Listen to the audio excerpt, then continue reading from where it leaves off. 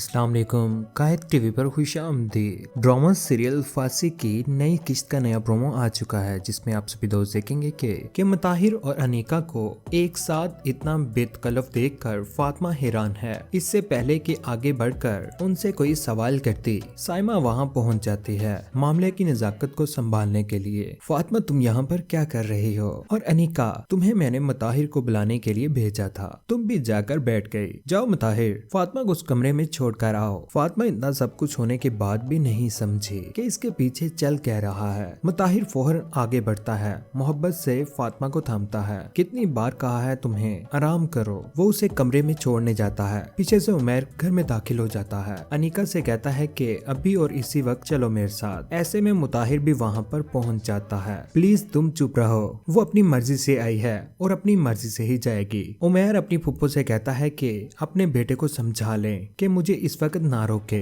साइमा भी मुताहिर के सामने हाथ जोड़ती है कि खुदा के लिए मुताहिर चुप हो जाओ। मुताहिर आगे से चीखता और चिल्लाता है, अनीका मेरी बीवी है और वो कहीं पर भी नहीं जाएगी। उमैर उसे कहता है तो ये फातिमा को भी बताओ। हमें तो बताया है ना, बल्कि सबको बताया है, फिर उससे क्यों छुपा रहे हो? सिर्फ गलत काम ही है जो चुप कर होते हैं। मुताहिर फातिमा के लिए उमैर की हमदर्दी देखकर सवाल करता है, आखिर रिश्ता क्या है तुम्हारा फातिमा के साथ? चल क्या रहा है तुम दोनों के दरमियान? फातिमा पर इल्जाम उमैर से बर्दाश्त नहीं होता। वो मुताहिर को धक्का देता है और उसे कहता है कि मुझसे फातिमा के बारे में ऐसी बात मत करो। साइमा उमैर को रोकती है, खबरदार मेरे बेटे को हाथ लगाया तो उसे हाथ मत लगाना। उमैर बतलाता है कि मेरा और इसका क्या रिश्ता है, इज्जत, एहतराम और तकद्दुस का रिश्ता है हमारा। उमैर वहाँ से चला तो जाता है, लेकिन साइमा ये सब कुछ मजीद बर्दाश्त नहीं करती। बस बहुत हो गया अनीका, अनीका यहाँ पर नहीं रह सकती। तुम इसे कल ही सुबह भाईजान के घर छोड़कर आओ। मुताहिर और अनीका ये नहीं चाहते,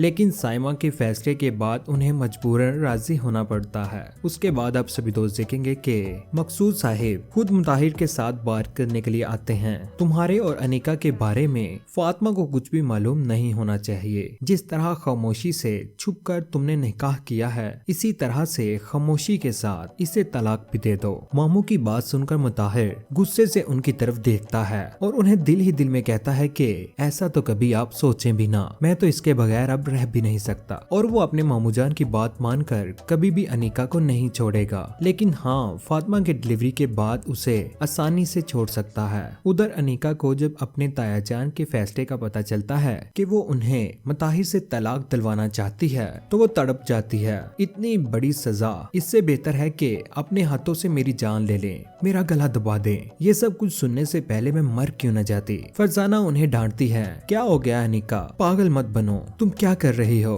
क्या सोच रही हो? अनीका आगे से कहती है कि ठीक है, अगर आप ये नहीं कर सकती तो मैं खुद ही अपनी जान खुद ले लूंगी। अनीका करेगी ड्रामा खुदकुशी का। माँ और ताई रोक लेंगी उन्हें। वो जानती हैं कि इसे ब्लैकमेल करके ही इस तलाक को रोक सकती है और अपनी बात मनवा सकती है। लेकिन दोस्तों, क्या होगा अब अनीका और मुताहिर का? क्या एक दूसरे के साथ रह पाएंगे ये दोनों? क्या इनके रिश्तेदार इन्हें एक दूसरे के साथ रहने देंगे? अपनी कीमती राय का इजहार नीचे कमेंट सेक्शन में जरूर कीजिएगा। चैनल को सब्सक्राइब करने के बाद बेल का बटन जरूर दबाइएगा। अपना ख्याल रखिएगा, दुआ में याद रखिएगा। अल्लाह हाफिज, अल्लाह निगहबान।